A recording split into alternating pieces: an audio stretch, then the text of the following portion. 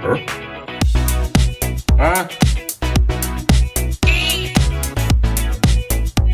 Huh?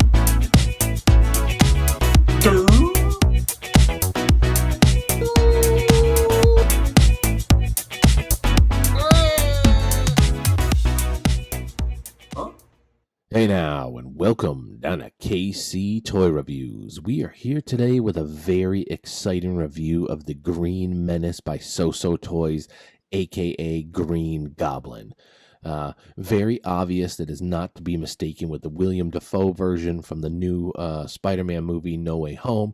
Nope, this is the comic accurate Green Goblin. So as always, let's go ahead and dive right in.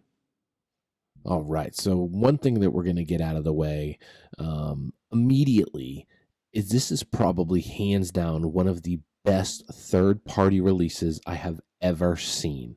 And I really truly mean that, and I'll get into why, in a little bit. But the mixed bag of reviews and feedback that I'm seeing out there, and it's quite obvious, is the face tone versus the suit. Now, I'm going to throw up some pictures of Green Goblin, the comic accurate version. So take a look real quick.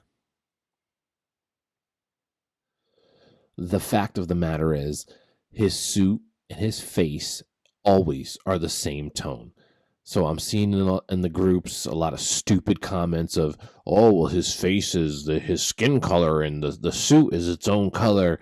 I'm pretty sure everybody's got a cell phone and Google. It would have taken you 2 seconds to Google comic accurate Green Goblin, and 100 pictures would come up, all of them with the same tone, suit, and face. So shut your mouth. You're wrong. This thing is supposed to be the same tone with the face and the suit. So SooSoo Toys, what a gigantic miss. And the reason being is this thing would have been shy of a 10 review. Right, this was one of the most perfect 1/6 third-party representations, right down to materials and quality that I have seen in a long time, if not ever. But my God, why did you mismatch the face tone in the suit? I just don't even know. So the next thing that I guess we'll jump right into would be accessories, and the reason that's an easy conversation is what you see in front of you is exactly what you get. Not necessarily a bad thing. You have the pouch to put the goblin bombs. You have the goblin bomb in hand. You do have 2 or 4 additional hands and 2 additional bombs, so 3 total with the goblin bombs. But again, as far as accessories and what you have, what you see is what you get. The glider, the material of it, we'll kind of jump into that next. I primarily wanted to focus on the suit because I was actually blown away at the quality of the suit. The suit is, let me see if I can zoom into this a little bit. Hold on. The suit is this like incredible 3D texture. You think that they would have just went with some type of printed pattern of these little diamonds, but no, they went next step. Every tiny little individual diamond there is actually more 3D and has a feel to it. So they did an outstanding job with the suit. I'm not even sure how the hell they pulled that off, but kudos there, even right down to the stitching and stuff. They just did a really, really good job. And since we're already kind of down here, we have the glider. It had some weight to it. It was a decent heavy plastic weight, some weathering. The look of it, no complaints. It really was an outstanding piece. Even the little braces that went around here, it really feels like you can actually tightly put those feet in there. It feels secure. It feels like a good quality. It's not going to destroy it or just pull it out. So both of the feet felt very snug and secure as they went into their slots there. And then these pieces were kind of extra that you had to put, together. You had this jet propulsion smoke system underneath here that's obviously lifting them up. And then you have a little jet piece that you can connect to the back there. Those are individual pieces that you plug in, but altogether, it just looks incredible on the glider. Next up, I would say that as soon as I picked this guy up out of the box, I was pleasantly surprised at the quality of the body. It really had some weight to it. I might go as far as saying they used a world box type body for this because it truly had the weight the feel, that tightness to the joints. That didn't feel like that old school sideshow crappy loose joints or anything like that. And again, just to stress, it had some decent weight to it. So they used a quality body for this guy that I truly feel like it has some longevity and is going to last a long time.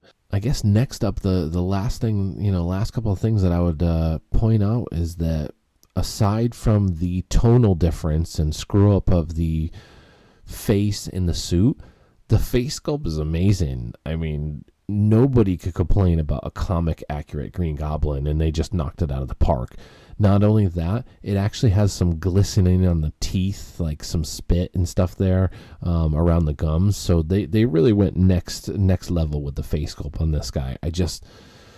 Not to hammer it in, and we all know it, I just really wish they would have matched that tone, and this would have been one of the best third-party figures I've ever seen in my life. As I look at this whole thing and felt the quality of not only the glider and the suit and the quality of the materials that they put into this, the only thing that I could think of was, man, over time, this bag and this belt are going to get destroyed if I kept this for 5 years plus, or, depending on my climate, a year or two, that thing could start to crumble.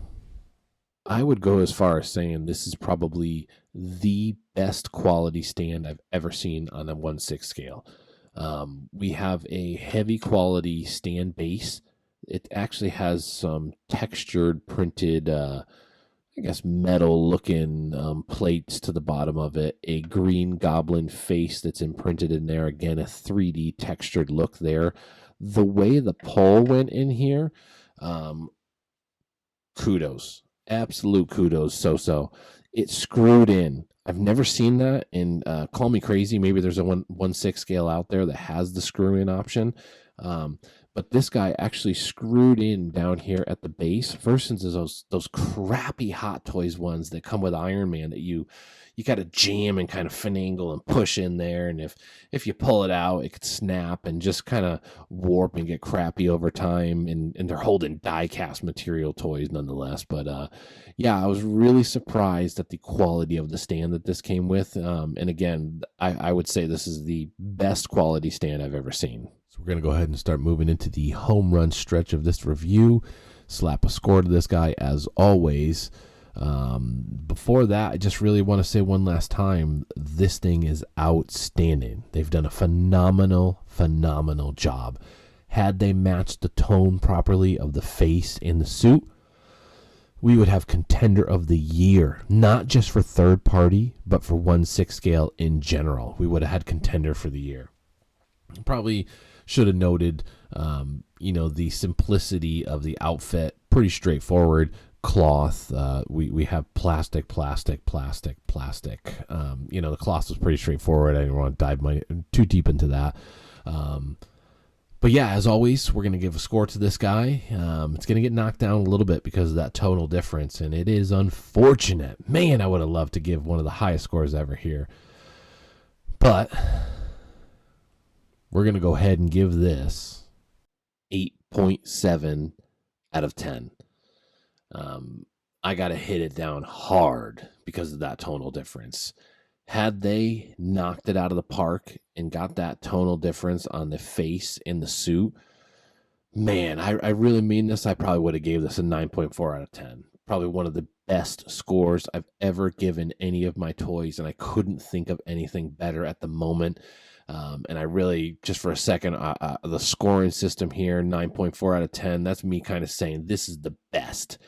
If I gave anything a 10 out of 10, which is probably impossible, that's saying that's the best figure ever made, ever will be made, etc., etc. Going to be a long time before we see something like that, but this would have been close to one of the best figures ever made had they got the tone right on the face and the suit there. But nonetheless, 8.7 out of 10. Casey Toys signing off. Green Goblin, Green Menace, SooSoo Toys. Until next time, let's see if we can glide them out of here.